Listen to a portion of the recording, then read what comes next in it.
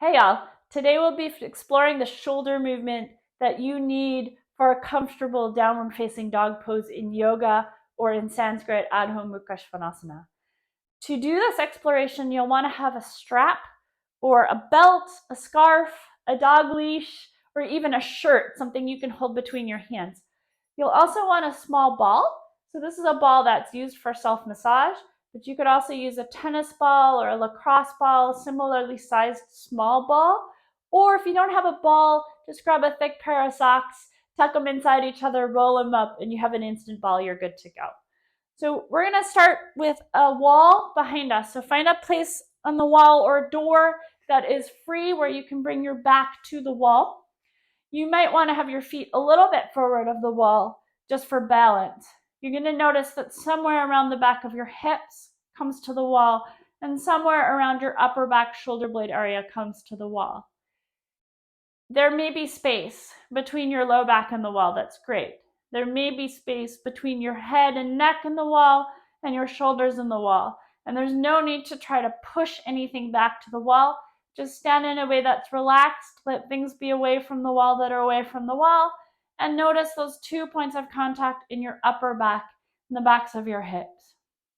And you're going to take your strap or strap-like object. You're going to take it in between your hands. You're going to bring your hands up about in front of your shoulders. So we're looking to hold this strap about shoulder width distance apart. It's not important to be precise here. Some of you are going to want to go super wide, and that's fine. It'll make it a little easier. And so I encourage you, if it's comfortable, to explore about at shoulder width just to see what happens. If that's not comfortable, go ahead and make a shift so that you have a comfortable position for your hands. The other thing is the elbows are going to be as straight as comfortable. If your elbows don't straighten, then you're going to notice the bend that you have in your elbows, and you're going to try to keep that fairly constant throughout. So you're not bending and straightening your elbows in an attempt to move your shoulders, all right? So starting here, about hands in front of the shoulders. And then we're just going to slowly take the arms up towards the sky and back down in front of the shoulders. And you're going to notice how this feels. So the first thing that's important is you're moving in a range that's comfortable and easy. So you're not going into any increase in pain or other symptoms. And you're not straining to get past any tight points. You're just really checking in with how your movement feels right now before we do any interventions, right? The other thing that some of you might notice is that as your arms come up, either you want to bend your elbows or that the part of your back that's in contact with the wall changes as you do the movement. And those are both great strategies for getting your arms up overhead, but they're not shoulder movements. So because we're concentrating on shoulder movement today, we're going to try to minimize the elbow movement, minimize the shifting in your spine, and really find the movement that's available, comfortable, and easy in your shoulders, right? So give it a try. Notice what you feel. And then we're going to put the strap aside.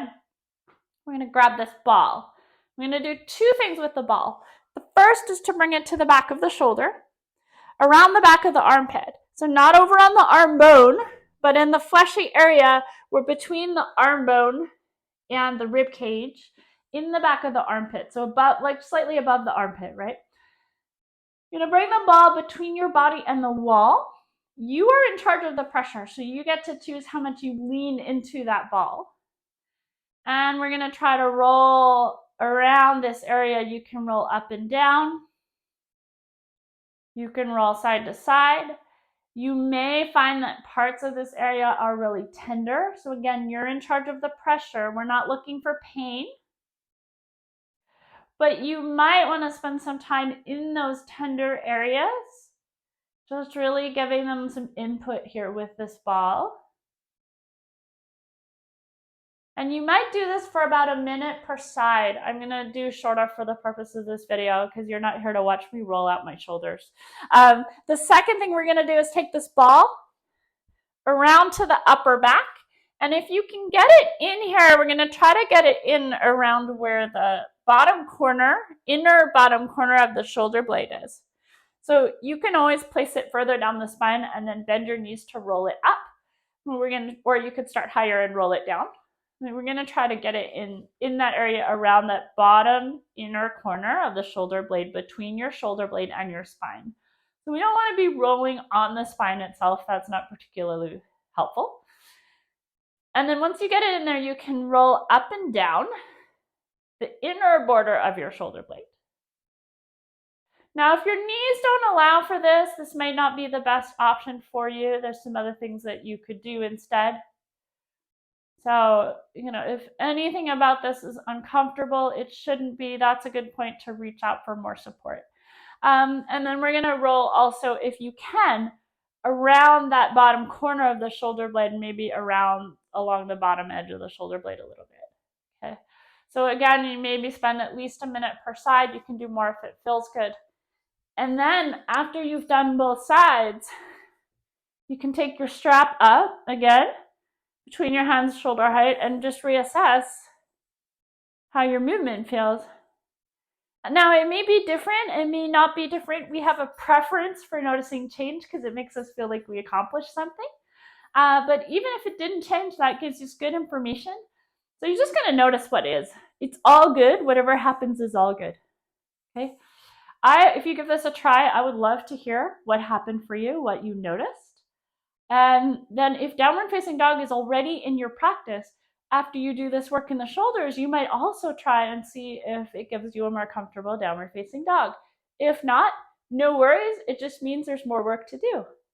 I hope this has been helpful and you have fun exploring.